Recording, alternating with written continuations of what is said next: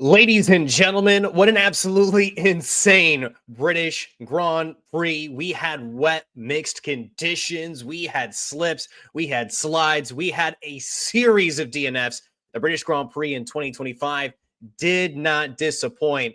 Well, unless you're an Oscar Piastri fan. I'm Tristan Ryans, one of your hosts of the Lap Podcast. I know Kevin Walker is a little bit busy today, but I know somewhere he is incredibly excited about this result for Lando Norris, taking the top step at his home race, the British Grand Prix, much to the chagrin of Oscar Piastri, who received an incredibly controversial penalty, and the stake F1 senior driver, NICO HULKENBERG, taking his first career podium after what feels like over 2 decades. Honestly, the guy's been in the sport for forever, but an incredible day for a number of people on the circuit and for F1 fans around the world. This was an incredibly massive day. If you haven't already, subscribe to the Lap Podcast right here on YouTube, where we bring you everything you need to know Formula One with a weekly podcast and post-race reactions. So let's just get started. I want to start with the man who took the top step. I want to start with Lando Norris, a huge win at home, who earlier in the week said just how much this race was really meant to him. The prospect of winning this race would mean to him that he would trade all the other ones if he could have this one. Well, Lando Norris, in the year of our Lord, 2025, is a British Grand Prix winner for the first time in his career, getting the win over his teammate and Oscar Piastri by 6.812 seconds. Nice margin, a solid margin nonetheless. Oscar Piastri did his best to try to fight back following a 10-second penalty, but just didn't quite have the time. The conditions were just not favorable for Oscar to start to make that drive back. But at the end of the day, Lando Norris doing everything he could through all the turbulent weather, through the mixed strategies, through everything to hold on to and take his first ever British Grand Prix is nothing short of fantastic. And it makes this championship battle that much closer. The championship margin, just 8 points separating the two McLaren drivers with 2 more races to go before the summer break. We've got Belgium and we've got Hungary, and then we've got a nice little gap at the midway point, though. We are 12 races in, and this championship is separated by just 8 points for the drivers anyway. The constructors, a very different story. McLaren, very far and away, 460 constructor points so far. Ferrari in second place at 222. And we're going to talk about them. We're going to talk about pretty much everybody in this reaction video. But nonetheless, Lando Norris, a huge moment in his personal and professional career to get this win in front of, his fellow countrymen, in front of his parents, and in front of the home crowd, the home Grand Prix as well for McLaren. This is just a super special day for them. Some other big incidents in this race: a DNF to start early for Liam Lawson, Franco Colapinto DNFing due to damage suffered on the car throughout this weekend, Gabriel Bortoleto crashing out on the slicks on lap 4, chaos on strategy with George Russell, Charles Leclerc deciding to go with slick tires early, misjudging not once but twice for George Russell the conditions. Oscar Piastri taking the lead lap 8 over Max Verstappen, who was our pole sitter. Kimi Antonelli boxing with Inters in lap 10. Russell getting another pit stop in to pit 11, in lap 11.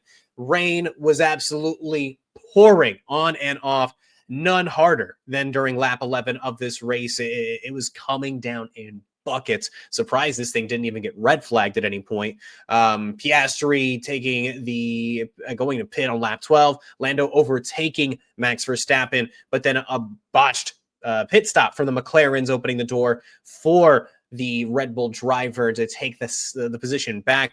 Full safety car, lap 14. Piastri had a 15-second lead wiped away. Isaac Hadjar, a huge crash on lap 19 after rear-ending Kimi Antonelli, effectively DNFing him just a few laps later. Esteban Ocon survived for a long time on those inters to start this race up until lap 19 when he finally pit.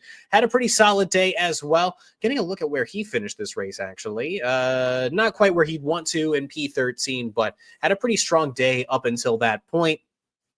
Antonelli again DNFing because of the incident with Isaac Hadjar, in which neither driver really could see anything. Antonelli, just as surprised as anybody, was surprised to even see him keep it on track. Lap 25, a 10-second penalty handed out to Oscar Piastri for braking behind the safety car, forcing Max Verstappen to overtake him. Like a decision that at 10 seconds seemed, even to the announcers at the time, to be a bit aggressive. That's going to make this race incredibly controversial one way or the other, depending on how you look at things. Pierre Gasly did everything he could to hold back Lewis Hamilton and George Russell for a huge chunk of time. He had an incredibly impressive day, finished in P6.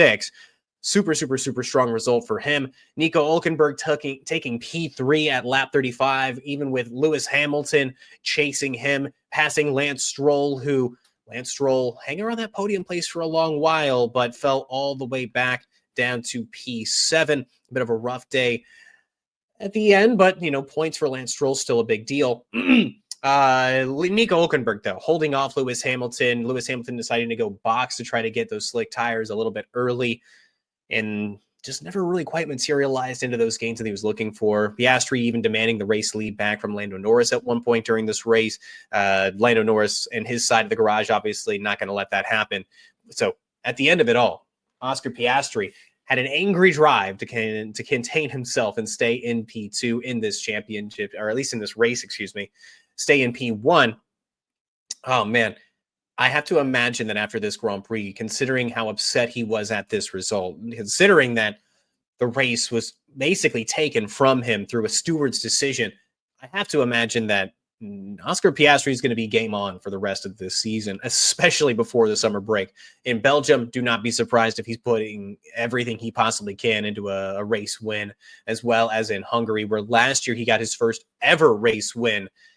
But under some interesting circumstances, if you recall correctly, I think he's going to try to leave no doubt about any of his performances going forward. P3, though, the story of the day, Nico Hulkenberg, his first ever career podium after 239 Grand Prix starts. Nico Hulkenberg finally taking one of the top 3 steps onto a Formula One podium. The champagne, the moment for Stake F1, the Kick Sauber team was momentous. This is going to be era-defining for at least that rendition of what is set to become Audi. And a huge result. Nico Hulkenberg's been driving the wheels off the Stake F1 car this year, being the best tutor he possibly can for Gabriel Bortoleto. But a super earned result, left no doubt about it. While a bit away from the McLarens, you just can't take away that, hell, this car probably should not have been there, but he drove the damn wheels off of it. And it was a super huge day for Formula One to see a driver who's been on the grid for so long, over a decade plus in the mix, creeping up on 2 decades realistically. A huge moment. You get to see the celebrations on the pit wall. Even, hell, his former teammate Kevin Magnussen making an appearance in the garage. But during this race, you got to see him towards the end on that final lap. So teammates last year at Haas before that transition, where K-Mag obviously outside of the sport at the moment. But it seems like they obviously still have a pretty good relationship for him to be, hanging around. And goodness, just super exciting for a team that honestly was not expecting to be anywhere close to where they are right now. Currently P6 in the constructors standings after last year struggling to find points. So as far as the driver standings are concerned, though, Oscar Piastri, that 8-point lead over Lando Norris, 234 going the way of the Australian, 226 points currently the way of the Briton. Max Verstappen, kind of a distant third. This result today for him, putting him at 5th place, way to battle back for Max Verstappen, who after the safety car span out and found himself in 10th. For Max Verstappen, it just seems like the championship is still continuing to slip a little bit away. George Russell sitting in 4th place at 147, Charles Leclerc in 5th, Lewis Hamilton in 6th at 103, Kimi Antonelli, a rough day, like I mentioned, sitting in 7th place his rookie season. Mercedes, as far as their day is concerned, barely even eking into the points after ambitious strategy calls were one way to put it. Kimi Antonelli suffering that damage the win he did, but the strategy was just off for Mercedes. For Red Bull, it was a very rough result. Yuki Tsunoda, just the last of the finishers in P15. Max Verstappen doing everything he possibly could to pull back that 10-point day in Great Britain. So bit of a rough day for the for the Mercedes unit, for the Red Bull unit, but an exciting day down the rest of the grid. The Williams both finally finishing. Carlos Sainz finishing in P12. Alex Albon a strong P8. Lance Stroll, the leader for the Aston Martin team, at P7. P9, Fernando Alonso finished in the points as well. As far as the constructors standing a little bit further down the grid, McLaren, Ferrari, Mercedes are your top three still. Red Bull Racing in fourth. Williams still sitting pretty in fifth place. Kick Sauber, again, rocketing themselves up the field into P6. Who knows if this is going to energize them the rest of the way, maybe to fight for P5 with Williams. V-Carb are still tied with Aston Martin for the 7th place spot. Haas and Alpine in 9th and 10th, respectively. The driver standings up and down. We are just at the halfway point, but McLaren, the duo, look like the front runners for this championship.